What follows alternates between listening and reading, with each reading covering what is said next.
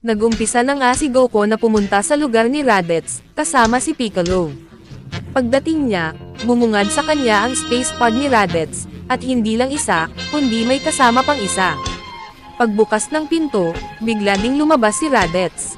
Tinitigan niya si Goku at sinabi niya, sa wakas, natuntun din kita, Kakarot.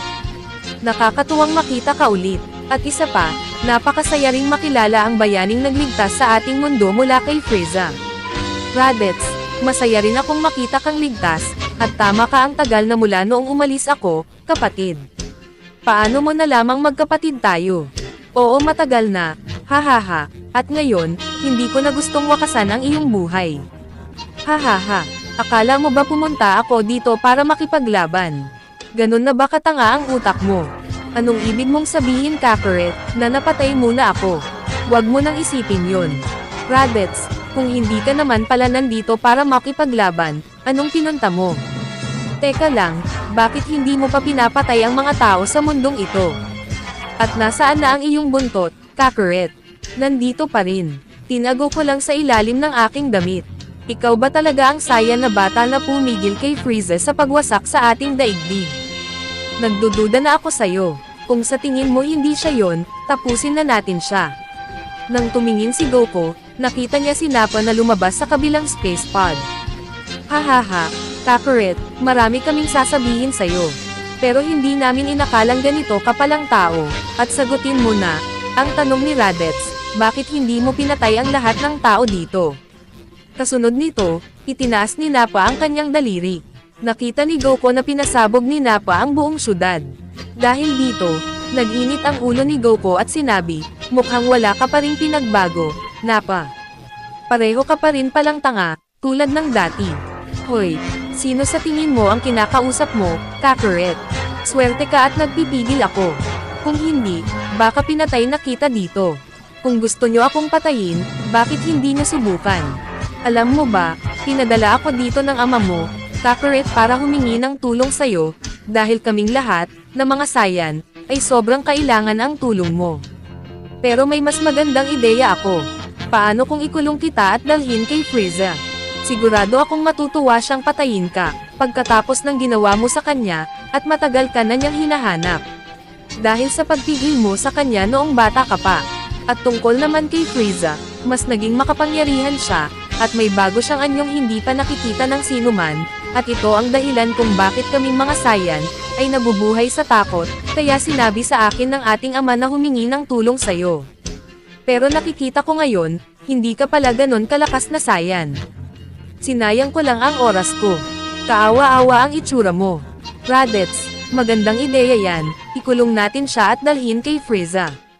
Baka magkaroon pa tayo ng gantimpala at mailigtas ang planetang Vegeta. Kakarot, dalawa lang ang pagpipilian mo ngayon. Sumama ka sa amin at tulungan mo kami, o mamamatay ka dito. Alam nyo ba na mas malakas na ako kaysa sa dati, di ba? Sige, ipakita mo sa amin kung ano ang kaya mo. Kung sa tingin mo mas malakas ka, hayaan mong ipakita namin sa'yo ang aming lakas. Sabay na nag-transform sina Nappa at Raditz sa kanilang Super Saiyan form.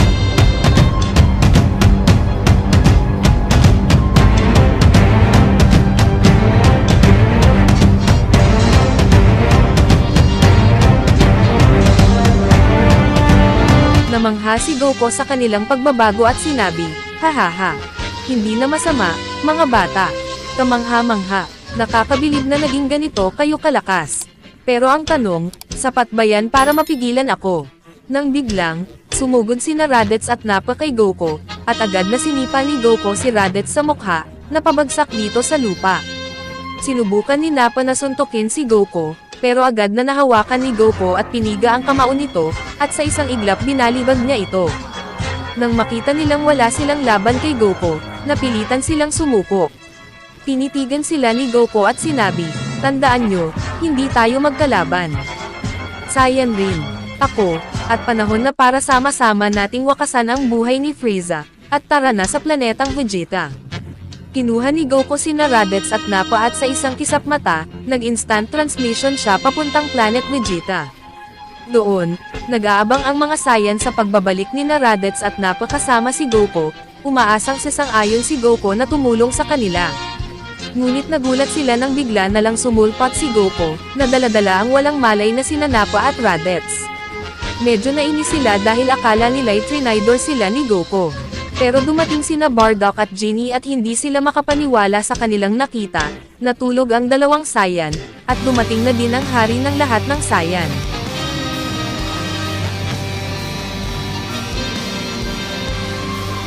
Well, Kakarot, inaasahan ka na naming darating. Vegeta, masaya akong makita ka, kumpare ko. Haring Vegeta ang dapat mong itawag sa akin.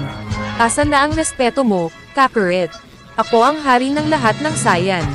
Pero kailangan kong aminin, Kakarot, isa kang malaking kabiguan para sa akin. Pinadala ko sina Raditz at Nappa para kunin ka at tulungan mo kami laban kay Frieza, pero parang ayaw mong sumunod sa utos na yon. Sa totoo lang, pumunta ako dito, hindi para makipag-away, kundi tumulong sa ating lahi. Alam mo ba na may panlaban tayo kay Frieza?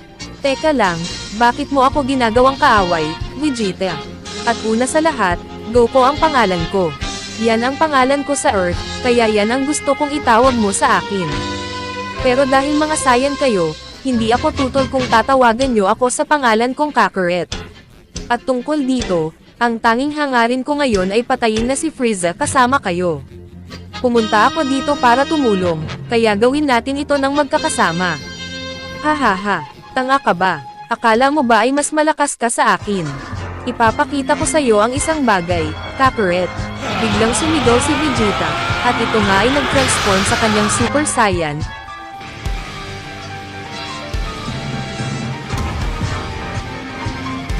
At tumingin kay Goku sabay sabi, hindi ako tinawag na hari ng lahat ng Saiyan nang walang dahilan.